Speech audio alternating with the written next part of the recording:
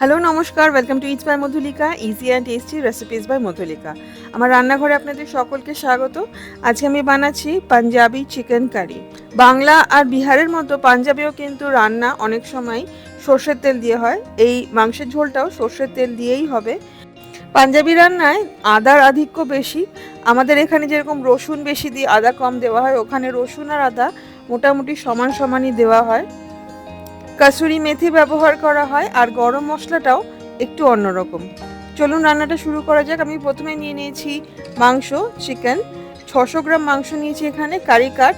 প্রথমেই মাংসটা ম্যারিনেট করে নেব। হলুদ গুঁড়ো 1 চা চামচ, শুকনো লঙ্কার গুঁড়ো 1 চা চামচ, আর 1 কাপ দই। দইটা যাতে খুব টক না হয়, এখানে যে শুকনো লঙ্কাটা ইউজ করছি তার মধ্যে অর্ধেক কাশ্মীরি লঙ্কা আছে আর অর্ধেক এমনি শুকনো লঙ্কা আছে বাড়িতে গুঁড়ো করা। খুব ভালো করে মিশিয়ে at least half an hour marinate করে নেব। আগের দিন রাতে মেখে রেখে আগের দিন রাতে ম্যারিনেট করে পরের দিন সকালে বানালে খুব ভালো হয়। একটা মশলা বানিয়ে নেব, গরম মশলা। তার মধ্যে দেব 2 থেকে 3টে শুকনো লঙ্কা, 2টো বড় এলাচ, 4টে ছোট এলাচ, 1 টেবিল চামচ ধনে গুঁড়ো, 1 চা চামচ জিরে গুঁড়ো, 1 চা চামচ গোলমরিচ আর 6টা থেকে 7টা লবঙ্গ। শুকনো খোলায় টেলে নিয়ে গুঁড়ো করে নেব। এই মশলাটাই আমরা ইউজ করব রান্নাতে। বাঙালিদের গরম মশলার মতো এতে কিন্তু দারচিনি পড়ে না।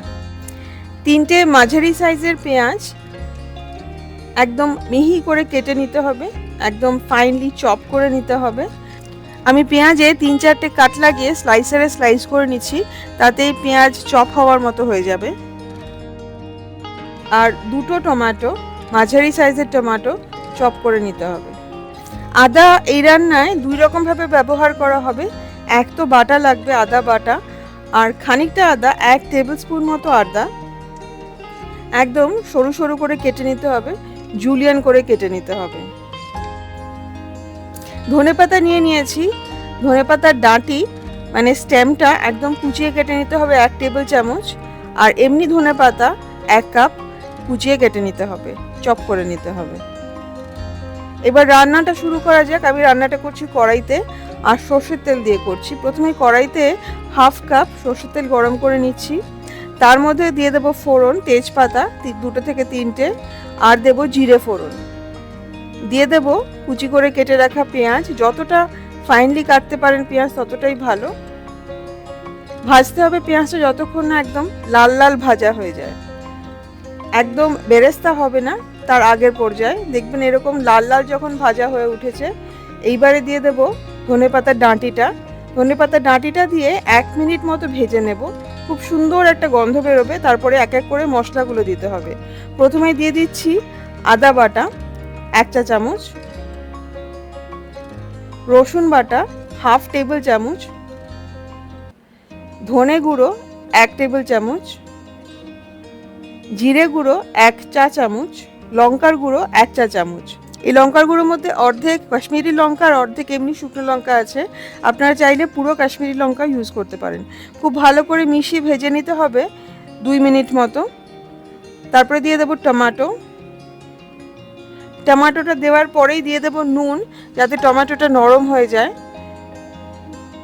আমি এখানে স্বাদ মতো নুন দিলাম, 1 চা চামচ নুন দিয়েছি। খুব ভালো করে মিশিয়ে নিয়ে ভাজতে হবে যতক্ষণ না টমেটোটা একদম নরম হয়ে যায়। আমি এখানে ঢাকা দিয়ে ভাজছি। দেখুন টমেটোটা একদম নরম হয়ে গেছে। এইবারে দিয়ে দেবো 1/4 কাপ জল। 1/4 কাপ জল দিয়ে ভালো করে মিশিয়ে এবার মশলাটা কষাতে হবে যতক্ষণ না মশলার তেল বেরিয়ে আসছে। আমি বেশি আঁচে ঢাকা দিয়ে কষাই যাতে তাড়াতাড়ি মশলাটা কষানো হয়ে যায়। জল শুকিয়ে তেল বেরিয়ে এসেছে আর খুব সুন্দর একটা গন্ধ বেরোচ্ছে, মানে মশলাটা কষানো হয়ে গেছে। এবারে দিয়ে দেবো ম্যারিনেট করা চিকেনটা। বাটিতে যতটুকু মশলা লেগে আছে কাচিয়ে দিয়ে দেবো, একটু নষ্ট করব না, এর মধ্যে পুরোটাই ফ্লেভার। 5 থেকে 7 মিনিট মাংসটাকে কষিয়ে নিতে হবে, হাই ফ্লেমে কষাতে হবে। আর খুব বেশি নাড়ানাড়ি করা যাবে না, নুন অলরেডি দেওয়া আছে, সুতরাং বেশি নাড়লে কিন্তু জল বেরিয়ে যাবে। এইভাবে হাই ফ্লেমে ঢাকা দিয়ে কষাবেন, তাহলে দেখবেন তাড়াতাড়ি কষানো হয়ে যাবে। মাংসের এক পিঠটা ভাজা হয়ে গেলে উল্টে দিয়ে অন্য পিঠটা ভেজে নিতে হবে। 7 মিনিট মাংসটা কষানো হয়ে গেছে। এবারে দিয়ে দেবো আদা কুচি, ধনেপাতা কুচি, কাসুরি মেথি 1/4 চা চামচ। ধনেপাতাটা খুব সামান্যই দিয়েছি। আর 1 চা চামচ যে মশলাটা বানিয়ে রেখেছিলাম গরম মশলা, পাঞ্জাবি গরম মশলা, সেইটা দিয়ে খুব ভালো করে কষিয়ে নেব। আবার 5 মিনিট মতো হাই ফ্লেমে কষিয়ে নিতে হবে। মাংসের রংটা আস্তে আস্তে পাল্টে যাচ্ছে আর খুব সুন্দর একটা গন্ধও বেরোচ্ছে।